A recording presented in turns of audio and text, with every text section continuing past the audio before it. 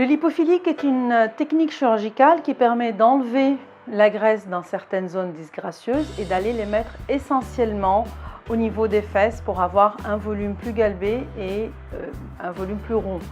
Ça s'appelle aussi le Brazilian butt lift. C'est essentiellement une lipostructure associée à un lipofilling des fesses.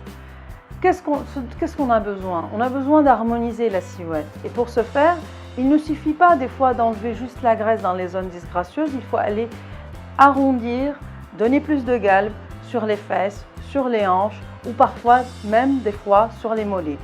Le lipofilling est une technique très simple. On va prendre un tissu vivant qu'on va aller installer dans une zone qu'on a choisie au niveau du corps. Si jamais c'est au niveau des fesses, pour que ça marche, il n'y a pas de secret. Il faut préserver mécaniquement, il ne faut pas s'asseoir ou se mettre sur le dos. Il faut donner à manger à cette graisse pour qu'elle puisse tenir.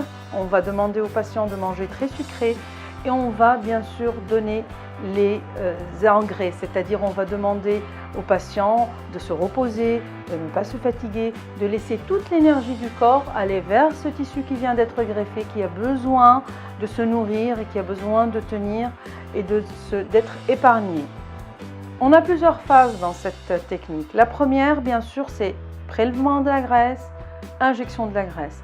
Le temps de repos doit être très court. Généralement, on injecte et on prélève la graisse et on injecte, il faut à peu près maximum 20 minutes, une demi-heure. C'est la technique qu'on utilise. On enlève l'excédent de tissus qui ont été abîmés lors de la liposuction. Nous enlevons le sérum physiologique qui a été utilisé lors de la liposuction. Ensuite, cette graisse qui a été préparée, qui a été filtrée, on va l'injecter au niveau de la zone requise. Et après, tout simplement, on va demander aux patients de faire attention. On va avoir la première semaine où il est interdit ou quasiment interdit de s'asseoir pour éviter d'apporter un effet mécanique pour abîmer cette graisse. C'est-à-dire, on va demander aux patients de se mettre, quand il est assis, de s'appuyer essentiellement sur ses jambes et sur ses cuisses pour pouvoir manger, bien sûr, ou aller aux toilettes. Et dès qu'il peut, il doit être posé sur le ventre pour éviter d'écraser cette graisse. Ensuite, on a la deuxième phase, c'est-à-dire la deuxième semaine où on va demander au patient, il va y avoir une petite formation de vaisseau au niveau de cette graisse. On va demander au patient de ne pas l'abîmer, de ne pas casser. C'est des vaisseaux qui sont fragiles. Donc on va lui demander de ne pas faire de longues marches, de ne pas se fatiguer, de ne pas faire de sport, jusqu'à ce qu'on arrive au résultat définitif. Une fois les œdèmes partis, une fois toute la graisse qui devait ne pas tenir, et généralement ça tourne autour de 30%, de graisse qui ne reste pas, qui est abîmée. Et là, généralement, on est à 3 semaines et on commence à voir le résultat définitif. Si à 3 semaines, vous n'avez pas le résultat escompté, c'est que votre graisse, elle n'a pas vraiment tenu. C'est une greffe de tissu, c'est un tissu vivant qu'on prend et qu'on met dans une zone vivante.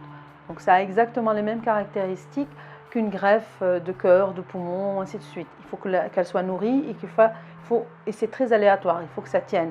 Et il y a beaucoup d'événements en dehors de notre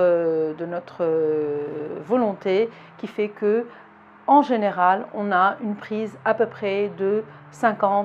Les meilleures prises sont à peu près à 70%, mais il y a une grande coopération du patient à ce niveau.